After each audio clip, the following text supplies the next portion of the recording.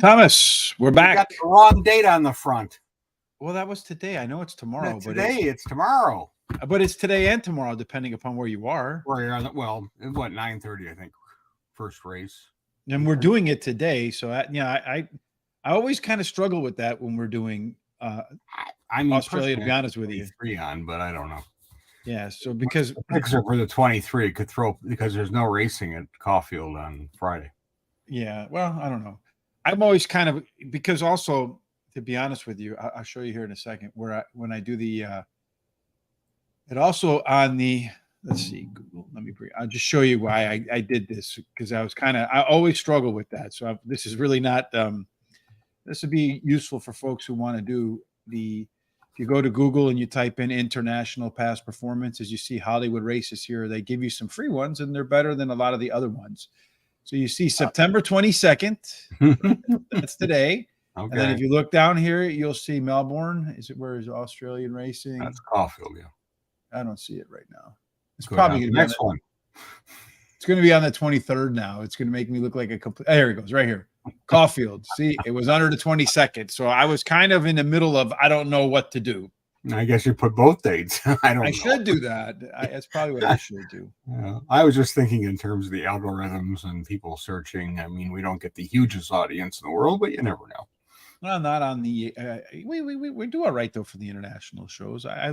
All considering that it's a international picks for insomnia type people. A lot of folks will be sleeping tonight when these picks at Caulfield are going on, but they shouldn't be sleeping on the picks, especially with 22-1 Tom in the house. All right, Thomas. So we are at Caulfield. We're down in Australia. That's in Melbourne.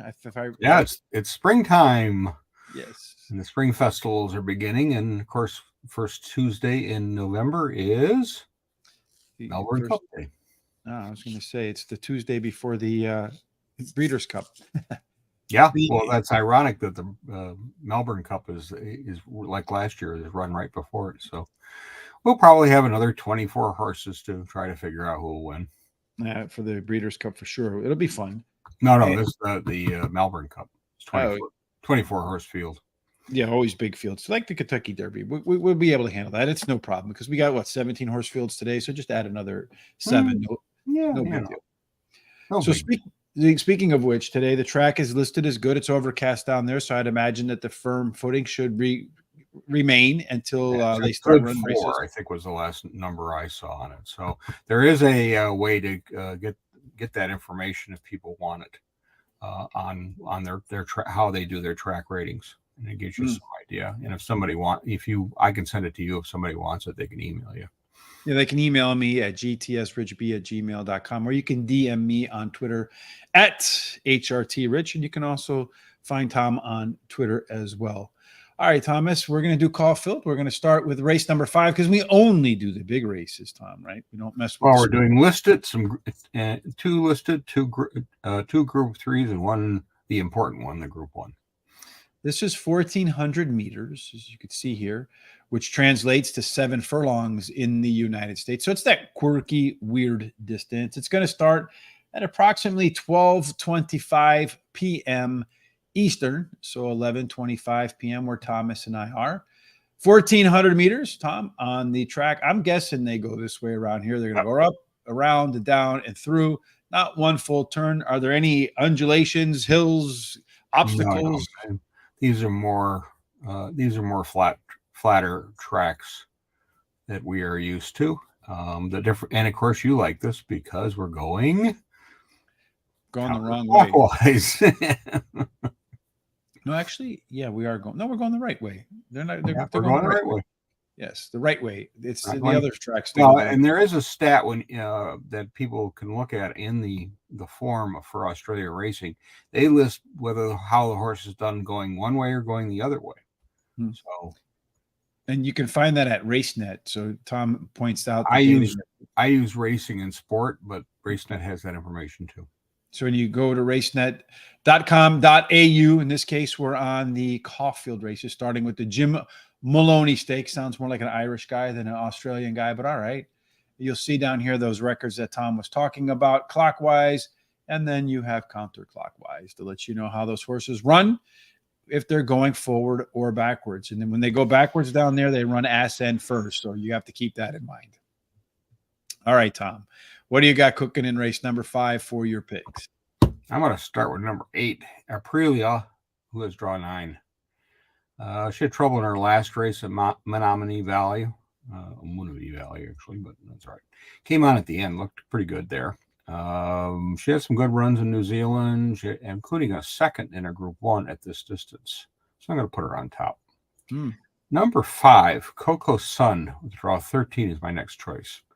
Undefeated, wins coming from just off the pace. Last race was a listed race at 1,400 meters, so same type of class we're going to run again. And I like the fact that the trainers, owners are not getting too aggressive with this horse. They could have easily dropped her into a Group 3 or something like that. But try to list it, see what you got. If she wins again, then I think they move her up. And finally, I'm going to take number 13, Amazonian Lass, which has draw 15. She's been racing against really group company in her last 3 races. She's done absolutely nothing. So she's going to drop here. They're going to take the blinkers off. They're going to add some distance. Maybe she gets back into form. That sounds like the old throw it against the wall and see what sticks training strategy. Put a lot of things on the horse and see if one of them works. I like that. One thing we should have probably done in here, though, I forgot to do. So you got the speed map. You want to look at this? Thomas. Oh, yeah, I was going to say do the speed map. So earlier on, when they're coming out of the gates, it looks like Zuccoret, Az Empress, and Perfect should be the ones that are in the lead as they come through the race there. I never know which way this goes, but looks like the leader off here is going to be Az Empress, Aprilia, right there. A whole bunch of horses kind of in the stalking position, and then a bunch behind. So as they close, it does look like it's going to be a mad stampede. Most of them, except for Amazonian Lass and Az Empress, do have some late speed, Tom. And at Caulfield, what are you looking for? You looking for front runners? You looking for mid pack? You looking for off the pace? What's your preference? With a good 4, I think I'm going to be looking for those mid pack to back horses that are in their back coming on. And they're expecting the pace to be moderate here coming home. And then the settling pace, the whole race they expect to be moderate. So not a very fast one in the Jim Moloney Stakes. As far as I am concerned, for my picks, Tom, I am going to roll in the first race that we've done this year at Australia. Maybe, I don't know. I'm going to go with 6 horse. The Miracle of Love, kind of a throw off to the Power of Love from Huey Lewis. This one's been racing in some pretty big fields and in the money 3 out of 3 races. And I feel like cutting back in distance for this one will be helpful. And then we're going to go to the 1 horse next on our list. That is Treasure Way. Treasure Way is going to make its second start after a layoff, and the horse usually improves. This one likes to close, and unlike the 6 horse, where cutting back in distance helps, I think going a little bit longer helps Treasure Way today. I am going to go with another horse in here, Tom, that by the name of Perfect, the 15 horse. Won its debut, did so with ease. It was well bet. And again, I think the extra distance will be beneficial for Perfect. And then finally, my last pick in race number 1 is Chill the Krug. Any idea what a Krug is or what Krug is chilling? Really. But this one is making its first start after a layoff. The only other time that this horse had a first start out of the barn was its debut, and it ran second at this in that debut. Second at this level in April, and it's been at the distance 2 times with a win and a second. And it's also fared well on a good track. So 6-1, 15, and 7. Got a couple of scratches coming up in the next couple of races. We should point out again that your betting number has 0 to do with what post position they have. Which makes it interesting. So where do you want to be post position wise? You want to be inside, outside, in the middle? What do you think? Or just kind of watch and see? Better draws are on the inside. So 2, 3, out to 8 or 9. 2, 3 through 9. Well, we're going to do race 5 through 9. And the next one up for us is race number 6. And the 6th spot is the Testa Rossa Stakes. Again, 1,400 meters. We'll go back to here, 1,400 meters. Come back down and around to the finish line, running the proper way. So keep an eye on race number 5 which starts at, again, about 12:25 p.m. But race number 6, the one we're working on right now, that one will kick off at approximately 1 a.m. Eastern, so midnight here in Chicago, and 10 p.m. for our good friend Terry out in California. Thomas, let's take a look in race 6, the pace set up for this one. Let's tell me what you see on here that you agree or disagree with. No, these are the older guys, and I think we'll see some. I think corner. I actually thought Corner Pocket was going to be the front runner. Not Buffalo River. And then as they come into the settling position, looks like it's going to be kind of a spread out field, maybe single file all the way around the track, except for way in the back there, or midfield anyway. And then finally, and again, another moderate pace. And as they come home for the stretch, looks like quite a few horses, but a few up top there have a little bit more late juice than all the rest. You said you want mid-pack and back, so looking at that, Tom, here's your mid-pack horses, your odds. We're not doing odds. We're going to do picks now. We can do odds too, but who do you like in this race? Want to look at odds? Look, it's easy to get this information, and all the bookies and their systems have plenty of that kind of stuff out there, so you can get some idea. And there's some of them have trending charts too, which you can see where the money's coming. Where the asses are, you want to get away from, Tom, right? Because the masses are asses. Go the other way. Go ahead. And I'm going to start with number 5, Corner Pocket. Draw 5. Returned to the races after 7 months off and got going late. And it was an open class race. And again, one of those, I think it needed a race.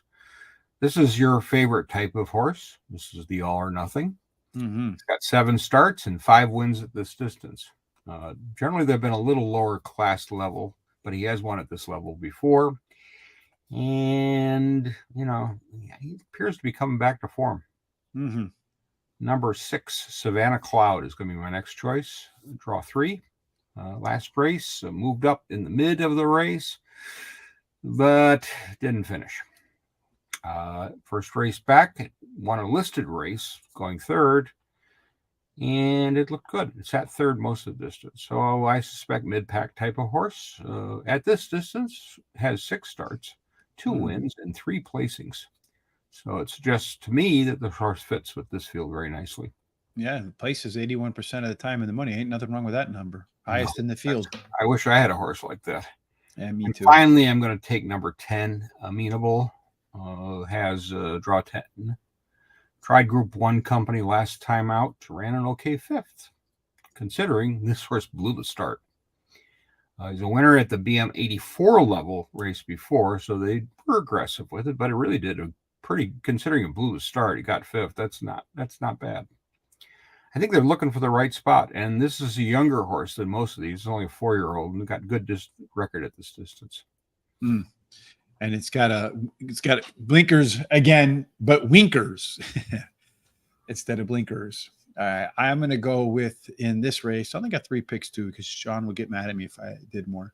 I'm going to start off with the same one you got there, Thomas. Corner Pocket as my top pick.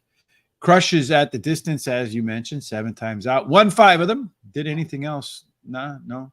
And then as far as the good track, it's got 7 wins and 14 races. So right distance, right surface for Corner Pocket. I'm going to go, we got the same horses, just in a little bit different order. The number 10 horse in there, Amenable for me, as well as my second choice. Looking at the purse, it looks like it's taken a pretty good drop down in price purse-wise. Well, but it was Group 1 last time. So, yeah, those purses are slightly bigger. Yeah, so, and then I think this horse has a shot to be maybe as good, possibly a little bit better in the classic 3rd start after a layoff. And then finally, Savannah Cloud, that 81% in the money horse right there. Likes the distance, 6 times, 2 wins, 2 seconds, and a 3rd. And certainly likes the track. Been on the Caulfield track a handful of times, coming home with a pair of wins and a couple of 3rds as well. And on the good track, in the money, 14 out of 17 races. So I'd imagine that you'll see this horse continue to keep that high place percentage intact after race number 6 today. So we could go to comment here. Let's see. Please send me tips from where am I going to send you to your phone number? Just watch the show, my man. We can send you some tips there for sure. I can't. Otherwise, I don't know what We tips you post would this want. stuff too, so What's that? we'll post all this information. So Yeah, it'll all be over on horseracingtoday.net. There's a lot of picks over there too, from other sources, not just ourselves. And then whatever we do, we post on the website. So you can head on over to horseracingtoday.net. You can follow us on Horse Race, the number 2 day on TikTok, Twitter, Instagram, Threads, and Facebook. And while you're here on YouTube, kindly hit the subscribe button. So when we do picks, you'll be getting them for sure. We're going to do more picks, Tom, for race number 7, the third race of the 5 races we'll be covering at Caulfield today. This is the Caulfield Guineas Prelude. This one is, again, 1,400 meters, or in our language in the United States, 7 furlongs. You go up here, come back around the track. So keep a real close eye on races 5 and 6. You'll get a sense of what the bias looks like. From there, you might be able to come over here to RaceNet, take a look at the speed maps and see, all right, if early speed is doing the job, then Step Party. Some people call me Prinzero, Vate, and Rock Empire. Those might be horses that you're looking for. If you want horses that are in the middle of the pack, you can come over here and look at this. Looks like this race is kind of weighted forward, early speed-wise, so I'd probably be looking for a closer under these circumstances. And if you're looking at the closers, you got quite a few of them in here, but it looks like Centify and Southport Tycoon are the fastest late. Tom, you have any of those in your picks? I do. All right. Which ones do you got? I'm going to start with the undefeated horse, number 3, Step Party, draw 8, 4 for 4, one of this distance. This will be its first group race after winning a listed race, and it'll be a short price. Number 13, Rock Empire, with draw 1, has a 1-race career. Won a maiden, went clear without any problem. Commentate line was very interesting. Comment said he was above his level. Sounds like this may be a goodie, and they're being aggressive, putting it in a group 3 right away, but why not? Yeah, why not? And then finally, we take number 6, Centify. Should be one of the closers here, draw 3. After being off, returned to the races with a win, first start, and a good second and listed race at Mommy Valley. Sat behind, picked it up at the end. See that? I can easily see that here again. Disadvantages, going to step up. It's never run this distance before, but it's also never been out of the money in its career. It's 3-race career. So these are like all, because it's the Guineas Prelude. This is all younger horses, the 3-year-olds. Our friend is in Pakistan. Nice. Now 2-year-olds. Thanks for joining us all the way from Pakistan. Hopefully you have a nice weather and a nice day there. It's in Chicago. Not too bad. A little overcast today in Chicago. Going to be beautiful tomorrow. So looking forward to that.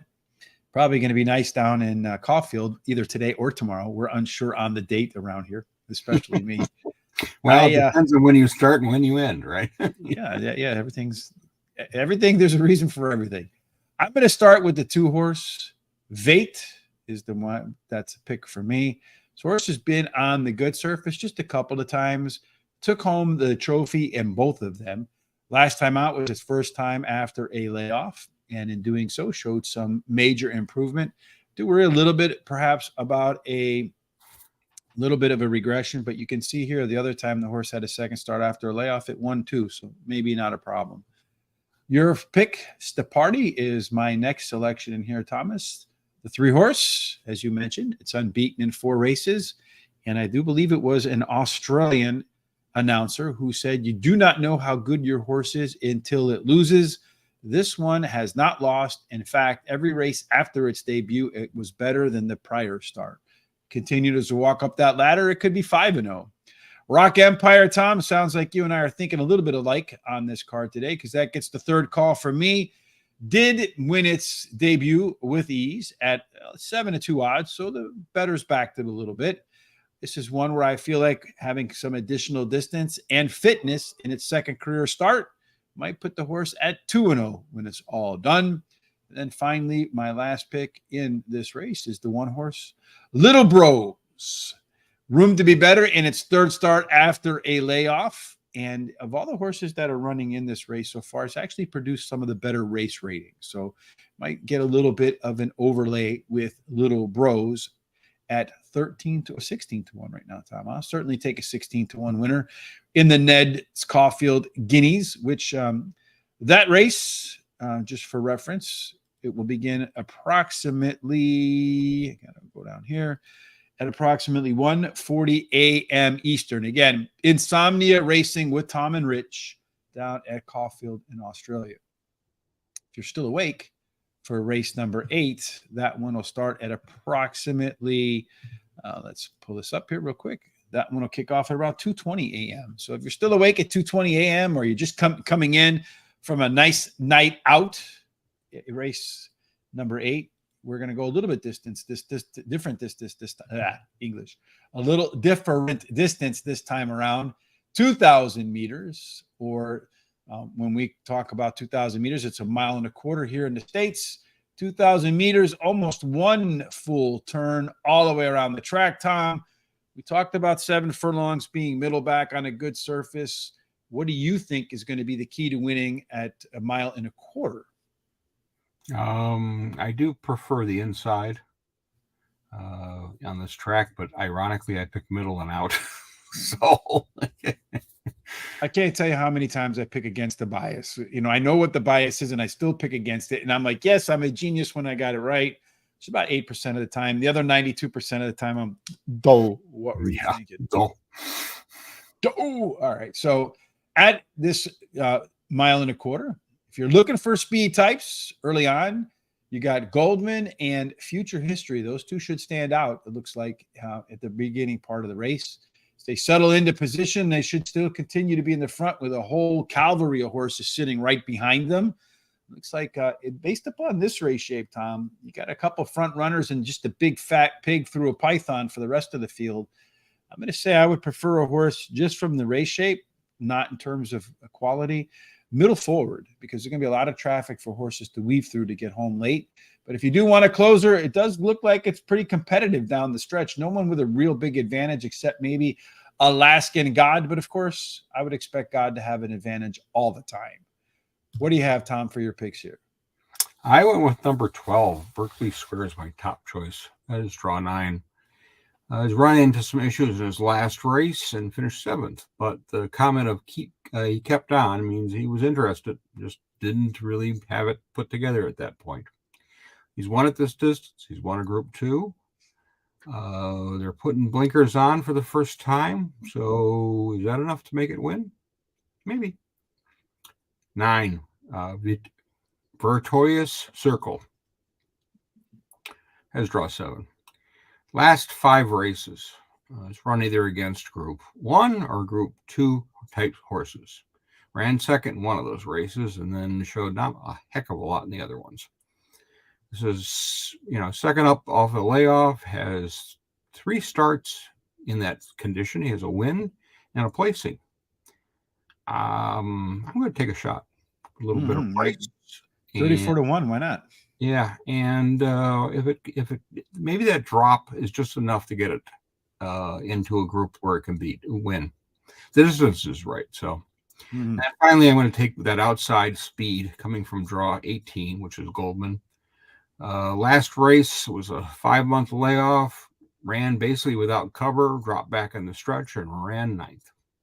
I'm not seeing Goldman in here, Tom. Did he scratch out? Where did he go? 18, Alaskan God.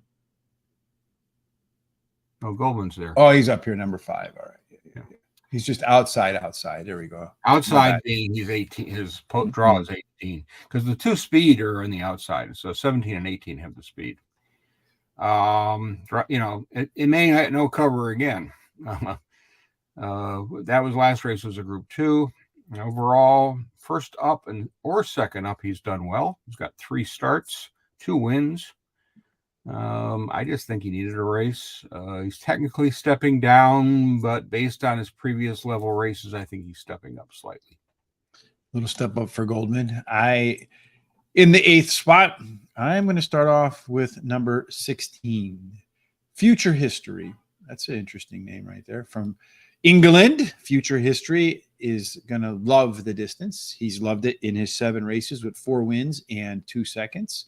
Never off the board in 4 races on a good surface. 4 times out, 2 wins and 2 seconds. Got to like that. I also like the 17 horse I get scratched into this race, Alaskan God. At this one will be definitely, Tom, making its best move at the end of the race. In fact, it'll probably be so far back that it might not even be on the screen at the announcer, as they call it early on. But that extra quarter of a mile today is going to be a big difference for Alaskan God with all them closing. And then I'm going to go with number 3, Floating Artist. My next choice. Floating Artist is making its third start after a layoff, and yet another one that will be coming on like a train downhill without tracks at the end of the race with crashing. And then finally, Goldman. That's the horse that you like, Tom, that I couldn't find, but now I know where he is. Number 5, Goldman. This one has 8 times out, 5 wins, and a third. Resume says it's going to be probably an improved horse in his second start after a layoff. The only question for me why I didn't put this one higher is because on the good surface, doesn't seem like he prefers that as much as a little bit of moisture. So if it rains a little bit down there, or it gets a little bit wet somehow, some way, maybe upgrade Goldman. Well, and the outside draw doesn't help. Well, I mean, he's got that speed. There's not a whole lot to go out with him. So I don't know how much. I mean, if they can run the right fractions. The other one you picked, 17 and 18, should be the ones that are going to show something. One of them will hang up out there and go for the W. Last race of the day for you and I, Tom, on the first Foreign Friday, I think in about a month. So that's been a while. We did a semi-Foreign Friday with Kentucky Downs where we did pretty well. I was pretty happy with our results at Kentucky Downs. What about you? Overall, yes. But my pocketbook would appreciate a little better help. Yeah, every now and then a couple bucks makes a difference. I agree. So this race number 9 is 1,800 meters, Tom. 1,800 meters in the United States. As I click over to the right thing, 1,800 meters translates to 1 mile and an eighth. They'll run that mile and an eighth at 2:55 a.m. Eastern. So we're looking at 1,800 meters. Start right here. Going to come up, make that turn, come back around. Yet not one full turn around the track. But again, probably middle back is what we're looking for on the good surface, Tom. What do you see happening in the final race that you and I are covering? I'm going to take number 5, Two Value. It's my top choice. It has draw 13. Last 2 races, since its layoff, it ran a 4th in one of them and ran 3rd last time out. Both these were Group 2 races. I think it's coming to form. It's tried this distance one time and it won it. And 3rd up, it's done pretty well. It's got 3 starts, 2 wins, and a placing. Nice. Yeah, so he's trying at the end last time out, maybe a little short on condition. This could be a good spot for it to win. 6, Smokin' Romans, my next choice, has draw 14. It was a reasonable run last time out. It was behind the leaders, and when they asked him to go, he really didn't, and he finished 6th. But this was another one that was coming off a layoff and has won second up before. He's never run this distance, but he is a Group 1 winner and a Group 3 winner. And he's won at distances between 1,500 meters to 2,500 meters. So those are all pretty interesting group of types of racing that this horse is winning at. Yeah, it keeps him involved. I just think this horse is going to have something at the end, and will be interesting to see where it does. Yeah, 51-1. You hope it has enough at the end to find the finish line. That's why I'm going to play it. Mm-hmm. And finally, I'm going to take number 13, Linderman. Has draw 3. Really a big improvement off the last race up and over the previous race. It ran 4th. He's been a front runner in the past. He seems to be getting overwhelmed by Chargers, but interesting. He's a Group 1 winner. He's going to add some distance, but he's run this distance before. One of the top jockeys, Hugh Bowman, is set to set a reasonable pace with this horse. I think, let's face it, Alligator Blood is going to be the favorite and the one to beat, and he's won this race before. So, but I think I'm going to try to beat him, and this is one of them I think's sets a pace with him. Yeah, my other horses have much better chance of winning. I'm going to go with I think if we look at, we have 7 different picks in a 13 horse field. Is that right? That's pretty good. It tells you a little bit about perhaps the betting race. It's a crazy race. I don't know. Maybe I don't know. Did you pick Right Are You or no? I have the 9 horse in here. Nothing. Right Are You? Nothing. He said no chance. So just back off that one altogether. Right Are You?